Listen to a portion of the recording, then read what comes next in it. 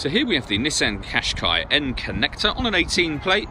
I'm going to start off by showing you around the outside of the car, and then we'll hop in and run through some controls on the inside. But from the outside you can see it's a 5-door car with alloy wheels and tinted windows.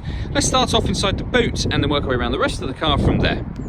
So as we approach the back of the car, you'll see we've got reversing sensors. This car's also got a 360 parking camera, which I'll show you when we're inside the car.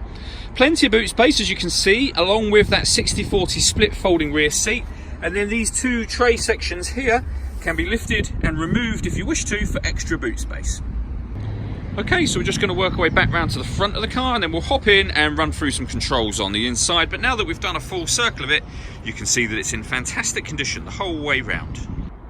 Just briefly before we climb in, I think it's well worth seeing the interior from this exterior point of view. There's plenty to run through on the dashboard, so let's hop in and we'll do that now. Okay, so now that we're inside the car, we're going to start with the dials. On the left-hand side, we have the rev counter, and on the right-hand side, the speedometer and fuel gauge. In the middle at the bottom, you can see the total miles of this car are 12,744. Above that, we have a digital readout for the speedometer. You can change the information that's displayed there using buttons on the steering wheel for various different menus. And those buttons that I'm talking about are these ones just here. We've also got stereo controls over that side. And then on the right hand side of the steering wheel, we've not only got cruise control and speed limiter, but with the ability to answer and end phone calls, we've also got voice activation for the phone. So you can hit that button, ask it to dial anyone in your contacts list, and it can do that for you without you having to take your phone from your bag or pocket. That is, of course, once you paired your phone, and that is done on the central touchscreen just here. Hit the phone button, then connect, and then pair new device and follow the instructions on screen from there. When it comes to music in this car, we have DAB, FM and AM radio, as you can see. If you want to listen to your own music, you can do. You can do that via the CD player. This car's also got USB input and auxiliary input. And once you paired your phone, you'll also be able to stream music wirelessly via Bluetooth audio. On top of all of that, we've got satellite navigation on this car. It's accessed with these buttons just up here. There's a full video showing how that works on both our website and on our Facebook page. And finally, we got the 360 parking camera, which I mentioned when we were at the rear of the car. If I put the car into reverse, you can see we have a reverse camera with guidelines showing you what direction the car is headed in relation to the image that you see. You then have the bird's eye view of exactly where the car is parked right now.